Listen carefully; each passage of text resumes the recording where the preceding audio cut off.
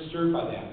And that's why that's an important part of this movie for me personally, this revisionism that's gone on after such a brief period of time. It wasn't that long ago. I mean, they want to chisel his face at the Mount Rushmore. There's actually a bill that's introduced in Congress each session to remove Roosevelt from the dime and put Reagan on it. And this man presided over the absolute destruction of our country. And it's not that things were, all great and hunky-dory, as Greenspan would say, before Reagan. But boy, from that point on, it was just downhill.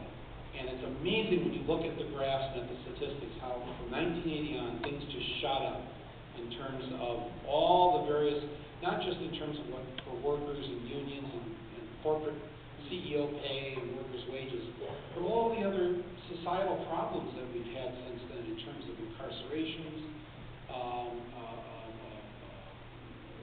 drug usage, prescription drug usage, and a whole bunch of other things that just made us worse off as a people. And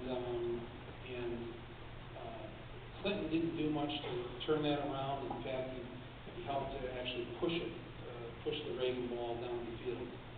And so my hope is that Obama will be able to stop that and to take this country in a better direction. I say that I recognize, that's why I put it in the film. I want people to know that Goldman Sachs is his #1 contributor.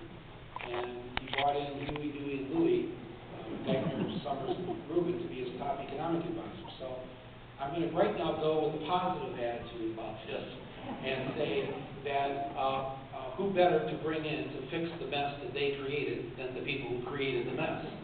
And but if that's not the case, then I guess that scene actually I put in the movie, that business about Goldman Sachs supporting Obama.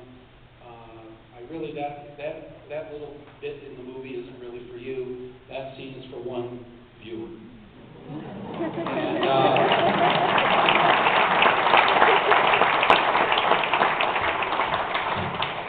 I want him to know that we know. And right now, air on the side. The man inherited an incredible catastrophe. So he comes from the working class. He was raised by a single mother and his grandparents as a black man in the United States of America. And I'm telling you, he's also a smart guy. Right now, we don't need a dumb guy in the White House. We need a smart guy. So fortunately, we've got the smart guy right now. We've got a better chance. One more question. You, sir, you are a sir, right? In the white.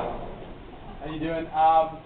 Mr. Moore, I wanted to know, I saw you a couple months ago on Bill Maher's show talking about how you were such a huge Obama supporter, and I wanted to know, you talked about the change he had promised to America. Has he delivered on a lot of that change in your eyes? Has Obama delivered on the change he's promised?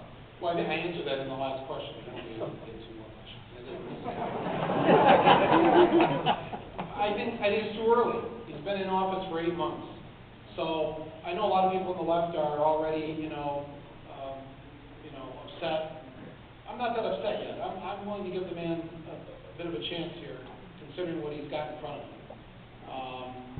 But a year from now, the next movie may be about him.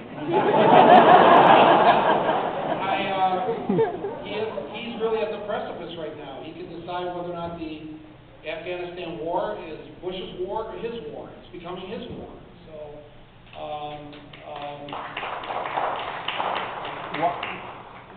but damn, I tell you, I got to, just speaking personally, I've been through the ringer for the last 8 years, and so that scene where we're in downtown Detroit, at the moment he's elected president, and we keep the camera on the people. We never go to the TV screen that they're watching. We don't go to Grant Park. We never see Obama in the moment that he wins. Because in my mind, it wasn't he who really won. We won. We have put an end to 8 years of absolute misery and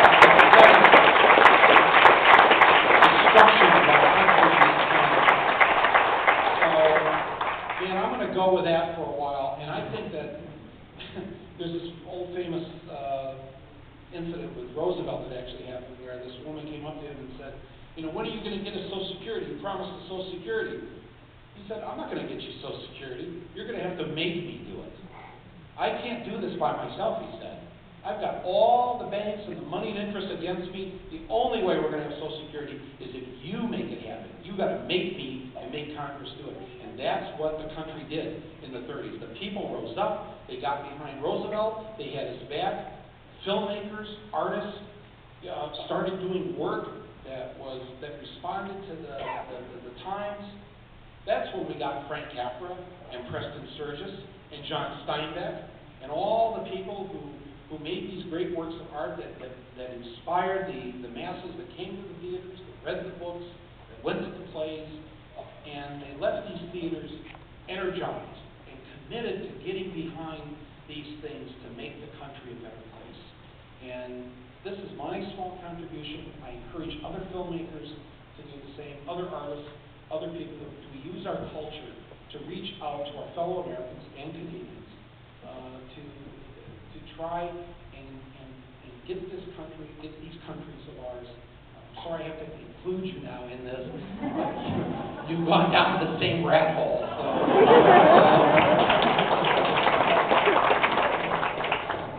I think we were just saying this is my first movie. I think I've not mentioned the word Canada.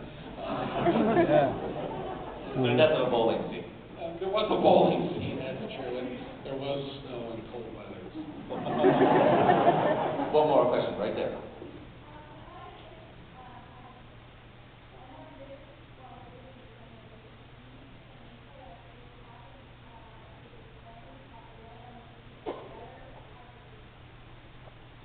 What's happened to the families of the film, and what might have missed during the, in the closing